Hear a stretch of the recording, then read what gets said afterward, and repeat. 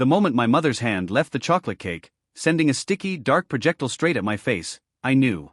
That sweet, insidious mess wasn't just dessert, it was the final, devastating symbol of a betrayal that would cost them everything. The late afternoon sun, usually so warm and inviting through the living room windows, now cast long, accusatory shadows across the room. The air hung thick with unspoken demands, heavy enough to choke on, even before the screaming started. This whole mess really started 7 years ago, but the seeds were planted long before. That's when my grandmother, a good kind woman I still miss fiercely, passed away. In her will, she left her house, a 3-bedroom home with decades of memories, to both me, Ethan, and my younger sister, Chloe. We owned it 50/50ths. Simple, clear, no hidden clauses. I was 21 then, deep in university, chasing a degree. Chloe was 18, just finishing high school. Our mother, Deborah, had moved in with Grandma in her final years, caring for her. So, after Grandma was gone, Deborah just stayed. Chloe lived there too. It made sense at the time. I was in student dorms, then a series of basic rentals after graduation. I didn't need the space. The arrangement was straightforward. Deborah and Chloe lived there rent-free. In exchange, they'd cover all the bills, property taxes, utilities, general upkeep. I thought it was practical, even generous. I thought I was helping. My dad had left when I was little. Deborah raised us on her own, and I always believed our relationship, while not overtly close, was decent. I never, in my wildest nightmares, imagined what was coming. Once I graduated at 22, I landed a job. My singular, all-consuming goal became saving for my own place. For 6 grueling years, that was my life. Every overtime shift, every extra hour, I took it. Vacations? Forget it. New gadgets, fancy cars? Never. My car was old but ran. My clothes were functional, not fashionable. I packed my lunch daily. Every single spare dollar went into an account, a sacred fund. It was slow, agonizing progress, but the vision of my own keys, my own front door, kept me going. Friends went out, planned trips, and I said no again and again. It was hard. But I held on to that dream. Earlier this year, I finally did it. I had enough for a solid down payment on a 2-bedroom apartment. $200,000. It wasn't flashy, but it was safe, clean, in a good part of the city, and slashed my commute. Signing those papers? One of the best days of my life. I spent the first month painting the walls myself, setting up basic furniture. 8 weeks ago, I finally moved all my boxes in. For the first time, I had a place that was truly mine, earned through my sweat and sacrifice. The demand for my apartment, when it came, felt like it exploded from nowhere. But looking back, the signs were always there. My mother and sister had this strange attitude about my money. It was like, because I was working and single, anything I earned was partly theirs. Or, at the very least, they should have a say in how I spent it. If I mentioned a work bonus, Deborah would immediately suggest something for Grandma's house, their house. A new washing machine once. I'd gently remind her that upkeep was their responsibility, but the guilt trips were powerful. I usually caved, giving her half the money. Chloe was the same. Even after she got a part-time job, it was always, "Can you lend me 50? My paycheck is late." Or, "My phone bill's higher, can you help?" Small amounts, frequent. Her reasoning? I earned more, had no kids, no partner. I usually gave in, just for peace, but it gnawed at me. Then, about 2 years ago, Chloe started dating Ryan. He was 26, amiable enough, but never seemed to hold down a steady job. He'd talk about opportunities or gig work, but mostly he just seemed to be around. A year into their relationship, he moved into Grandma's house. I was furious. Requests for money, for me to chip in for repairs, they increased exponentially. Deborah would call, "The electricity bill is huge." Or a pipe burst. I started pushing back, firmer this time. "There are 3 adults living there now. You need to manage your own household budget." Her response was always the same: disappointment, thinly veiled accusations that I didn't understand how hard things were for them. A few months ago, while I was deep in the apartment buying process, Chloe announced she was pregnant. Deborah was ecstatic about becoming a grandmother. I congratulated Chloe, of course. Big news. We didn't discuss her living situation, but I assumed she and Ryan would either stay in the spacious 3-bedroom grandma's house, or, like most young couples, get their own place. No one hinted otherwise. Then, about a month after I'd finally settled into my new apartment, Deborah called. "A family meeting," she said. "Very important. At Grandma's house." I figured it was baby-related, a shower, names, something innocent. I suspected nothing. I drove over that afternoon. Walking into the living room, I saw Deborah, Chloe, and Ryan. All three were sitting there, looking unervingly serious. And on the coffee table, a chocolate cake. Strange, I thought, for an important meeting. Deborah began. A long, winding speech about family support, about sacrifices for the greater good. Then, she launched into Chloe and the baby. How vulnerable Chloe was, how Ryan was trying so hard, but the economy was tough. Chloe stared at her lap, uncomfortable. Ryan watched his shoes, silent. Then, Deborah just said it. Blurted it out, like it was the most obvious thing in the world. Ethan, since you're single, and you have this new 2-bedroom apartment all to yourself, and Chloe and Ryan are about to start their family and desperately need a stable, nice place for the baby, the obvious and fair solution is for you to give your apartment to them. She didn't ask. She stated it. Like it was a done deal. And then, she smiled. A small, self-satisfied smile, as if she'd just solved some complex equation. You can move into the spare bedroom at Grandma's house, she added, making it sound like a generous offer. It's your family duty, she declared, the Christian thing to do, even though we'd never been particularly religious. I was completely floored. My jaw must have literally dropped. I just stared at her, my mind scrambling, trying to process. Give them my apartment? The one I just bought? The one I worked 6 years for? She kept going. You don't need all that space for one person. Chloe deserves a fresh start, a clean new place for her first baby. Your apartment is perfect, new appliances, freshly painted. She even added, it would be so much easier for me to help Chloe with the baby if she was living in your apartment, it's so much nicer than this old house. When I finally found my voice, it was calm, almost unnervingly so. No, I said. That is absolutely not going to happen. I explained, I worked for 6 years to save up for that apartment. It's mine. I bought it with my money. I am not giving it to anyone. I told them Chloe and Ryan could continue living in Grandma's house, it was perfectly fine, plenty of room, or they could look for their own apartment, like every other young couple starting a family does.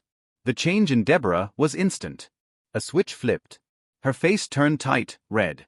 Her voice went from syrupy sweet to loud, raw anger. She started screaming that I was incredibly selfish, ungrateful. She claimed they had allowed me to benefit from Grandma's house all these years by not making me pay for its upkeep or demanding I sell my share earlier. A total twisted reality, considering I co-owned it, and they were living there completely rent-free. Chloe immediately burst into big heaving sobs. I can't believe you don't care about me or my baby. How can you be so cruel? Ryan finally looked up from his shoes, mumbling, yeah man. I thought you were a better person than this. This is low. The argument exploded. Louder. Uglier. I kept my voice even, but my resolve was like steel. My apartment is not an option. It's not up for discussion. Deborah grew more agitated, pacing. Then, she walked over to the coffee table, picked up a huge slice of that chocolate cake with her bare hand, and threw it. It hit me square in the chest, splattering up onto my face, into my hair. Chocolate frosting, dark and cold, dripped down my forehead. She was screaming now, full-blown, raw fury. I was a disgrace, a terrible son. How could I put my own selfish desires above the needs of my pregnant sister and her unborn child? Chloe was wailing. Ryan just stood there, shocked, but also nodding along with Deborah. I didn't shout back. I just took a napkin from the table and slowly, deliberately, wiped the cake off my face and shirt as best I could. This conversation is finished, I said, my voice barely above a whisper. I'm leaving. As I walked to the front door, all three of them were a chorus of insults and threats. Deborah screamed that I would regret this for the rest of my life, that if I walked out that door without agreeing, I wasn't her son anymore.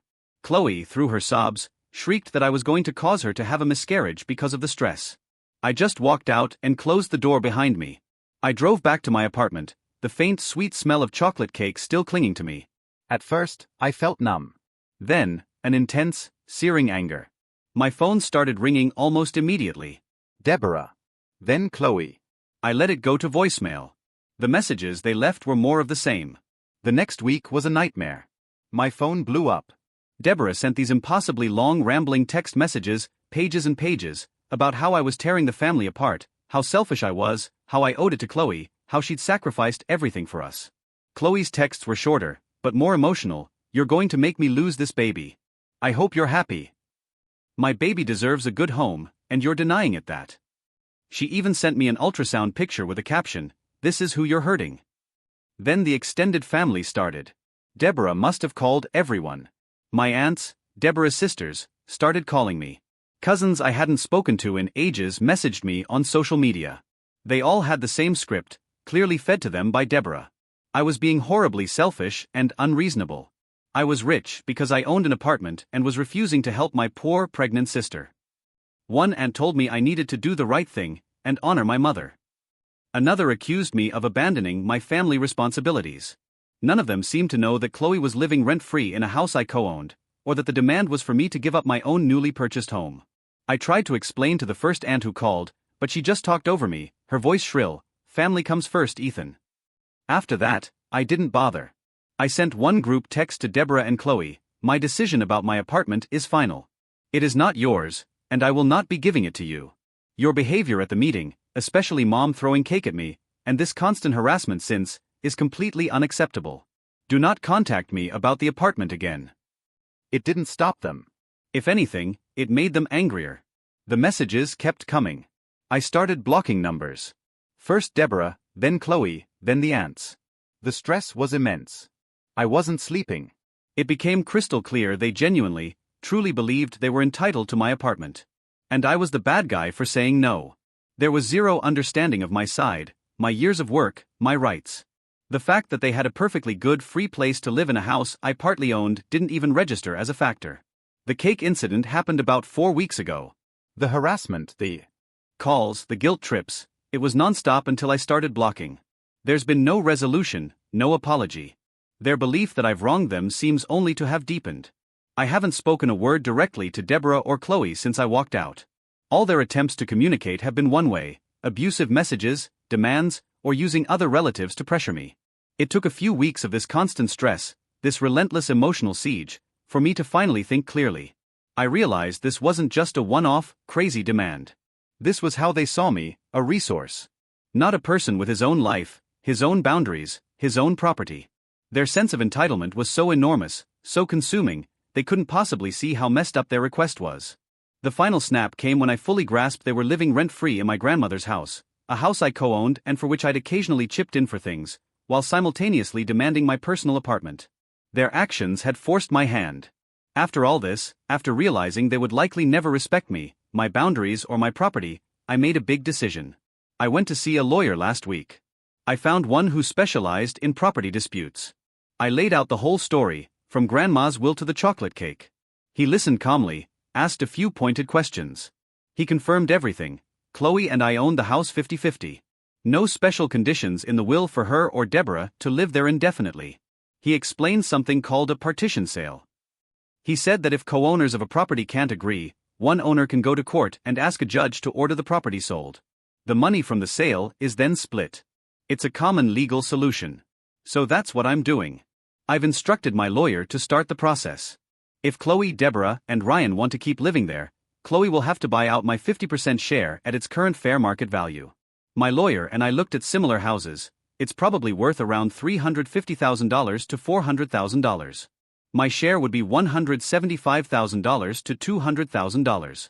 Knowing their financial situation, especially with Ryan's gig work, I seriously doubt Chloe can come up with that kind of money. So, the house will almost certainly be sold to a third party. This means, of course, that Deborah, Chloe, and Ryan will have to move out. They'll have to find somewhere else to live. And it means any relationship I thought I had with them will be completely, irrevocably over. I'm also making the current no contact permanent, including any of the extended family who jumped on their bandwagon to harass me. It's been 2 months since I first sought advice, and the outpouring of support was a revelation. I was bracing for judgment, but almost everyone saw it clearly. I wasn't crazy. That validation fueled my resolve. My lawyer meticulously checked Grandma's will again, no fine print, no lifetime residency clauses. Just a simple 50-50th split. The property estimates held steady, $350,000 to $400,000, meaning my half was indeed between $175,000 to $200,000. Yes, I'd chipped in a few thousand over the years for emergencies like a water heater or a property tax shortfall, but never regular bills. Ryan, still seemingly jobless, was still a freeloader. After that initial text, I ceased all direct communication. My lawyer became the firewall. The main thing I kept coming back to, the glaring truth so many of you pointed out, was the utter lack of respect. It wasn't just about the apartment, it was how they asked, how they reacted, and their deeply ingrained belief that they had a right to something I'd worked my entire adult life to achieve. They saw me as a provider, not a person. The idea of them continuing to live rent-free, bad-mouthing me, feeling I was the one who wronged them, it became an unbearable weight. Selling the house wasn't my first choice, never. But it was the only way to make a clean break, to sever that insidious financial and emotional tether. Anything less, like asking for rent, would simply be another battle, another leverage point for their manipulation. This had to be final. This had to be a complete cut. So, I proceeded. First, finding the right lawyer. Not just any lawyer, but one with deep experience in family property disputes. Our first meeting was long, over an hour. I poured out the entire story, from Grandma's passing to the chocolate cake. He listened, utterly calm, asking precise, clarifying questions. He meticulously explained the partition sale process. The formal letters went out. By registered mail, to Chloe the co-owner. A copy to Deborah, as a resident. Polite but unyielding. It stated my intention to sell my 50% share, included the independent market appraisal, and formally offered Chloe first option to buy me out at fair market value. She had 30 days. We didn't expect Chloe to buy me out. She didn't. No formal reply. But about 2 weeks after our letter, a handwritten screed arrived from Deborah. Several pages. Furious accusations. Greedy. Making her own sister and baby homeless. Betraying Grandma's memory. Demanding I stop this legal nonsense. Once the 30 days expired, my lawyer filed the partition lawsuit with the court. Formal legal action. Asking a judge to order the sale. Chloe was formally served with the court documents. A professional process server hand-delivered them at Grandma's house. This entire process, from my decision to the lawsuit filing, took about 6 weeks. Every day felt like an eternity. The reaction? Louder than expected. When Chloe was served, things truly hit the fan. It was real now. Not just letters, but a court case. Deborah called my lawyer's office repeatedly, screaming at his paralegal, accusing him of helping me destroy her family. The paralegal, apparently a saint, simply told her Chloe would need her own lawyer. Chloe did get a lawyer, through legal aid. Their first move was, predictably, to delay everything. They argued Chloe should be allowed to stay, pregnant, low income. They even suggested I be forced to sell my share for a ridiculously low price, or let her pay me over many, many years. My lawyer assured me these arguments were highly unlikely to succeed. But the biggest immediate impact was this: they finally knew I wasn't backing down. This wasn't a threat. It was happening. The legal wheels were turning. Deborah, Chloe, and Ryan were, from what I heard, extremely stressed. Chloe was in her 3rd trimester. Terrible timing, yes. But a situation created entirely by their demands, their actions. For me, despite the unpleasantness, taking these steps had lifted a huge weight. It wasn't just me against their emotional pressure anymore. It was a legal issue, handled by professionals. I kept them all blocked. All communication now flowed from my lawyer to Chloe's. It was a strange, isolating, but utterly peaceful kind of relief. This was tough, yes, but it was the only path to resolution. There was no way I was stopping.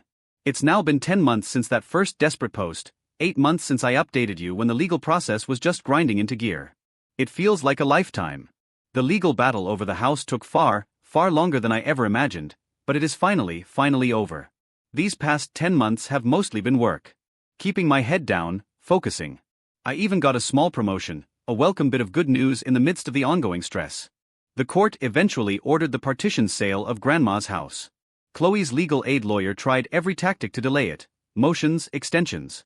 They argued Chloe was a new mother now, with limited income, portraying me as the wealthy, heartless brother evicting a struggling family. My lawyer had to repeatedly explain that I was simply exercising my legal right as a co-owner, and that they initiated this with their unreasonable demands. There were a couple of short court hearings my lawyer handled. I didn't have to go, and I was profoundly grateful for that. The judge, ultimately, agreed the law was clear. The property had to be sold, and the proceeds divided, since we couldn't agree. A neutral real estate agent was appointed to handle the sale, ensuring fairness. Getting the house listed took another couple of months. Deborah and Chloe were predictably uncooperative with the agent. The agent told my lawyer they made scheduling viewings difficult, sometimes wouldn't answer the door, or the house would be a complete mess when potential buyers arrived. My lawyer had to send another formal letter to Chloe's lawyer, warning that continued obstruction would lead to court intervention and responsibility for extra costs. That seemed to work, somewhat. They became more compliant, but I know they weren't happy. The house was on the market for about 3 months. It generated decent interest and finally sold for $380,000. A good price, right in the middle of our expected range. After all the commissions, legal fees for the sale, and closing costs, about $345,000 was left to split. My 50% share came to $172,500. Chloe received the exact same amount. Seeing that transfer hit my bank account last week was a strange feeling. Relief, primarily. Deep, calming relief. Deborah, Chloe, Ryan, and the baby, it's a boy I found out indirectly, had to be out before the sale closed. The real estate agent did a final walkthrough. She said they left it reasonably clean, no major damage, which had been a quiet fear of mine. Apparently, it was very cluttered, and they took right up until the last possible minute to move all their belongings. I can only imagine how stressful that must have been for them, but they had months of notice. My life now? I'm still in my apartment. It feels even more like my sanctuary. That $172,500 from the sale is sitting in a high-interest savings account while I decide what to do with it. Maybe invest it, or use it as a down payment on a small rental property someday. For now, just knowing it's there, and that the financial link to them is completely severed, is an immeasurable relief. I sleep better. I'm less stressed at work. Deborah's situation, I have no direct contact, but through the grapevine, a distant cousin who occasionally posts vague social media updates, I've heard she moved in with one of her sisters, my Aunt Carol. It's supposedly temporary, and Aunt Carol's house is small, so it's already causing friction. Deborah is reportedly very bitter, telling anyone who will listen that I'm a monster who made my own family homeless for money. Chloe and Ryan's situation, with her $172,500, they apparently rented a small apartment in a town about an hour away, where rents are cheaper. I don't know any specifics beyond that. That money is a lot for them. If they're smart, it could be a down payment on their own small house, or at least a good cushion. But knowing Ryan's track record and their past requests for money from me, I have my doubts about how long it will truly last. Chloe has her baby now. I have no idea if Ryan ever got that stable job he was supposedly looking for. I am an uncle, but I've never seen my nephew. It's a strange, unsettling thought. Extended family, most of the relatives who called me, demanding I honor my mother and calling me selfish, have gone completely silent. No apologies. Nothing. A couple of my younger cousins, who I was closer to growing up, did reach out individually a few months ago. They said they'd heard more details. I think one of them might have seen my original anonymous post, or someone shared it. They were much more understanding, even sympathetic. I was polite, but I kept the conversations brief. The trust is gone. No contact is maintained. I haven't had zero direct contact with Deborah or Chloe since before the court proceedings really got going. They haven't tried to call or message me in months. I think they finally understood it was pointless, or their lawyers told them to stop. It's just silence. And honestly, the silence is peaceful. The sale of Grandma's house is, definitively, the end of this entire ugly story. It was a difficult, draining, and truly sad process from start to finish. It made me see my family, especially Deborah and Chloe, in a completely different light, and not a good one. It finalized the fact that we don't really have a relationship anymore. This was the cost of protecting myself, my hard work, and my future. I made my stand. I fought for what was mine. Was it justified? Was there another way? What would you have done if your own family demanded you hand over everything you'd worked for? Let me know in the comments.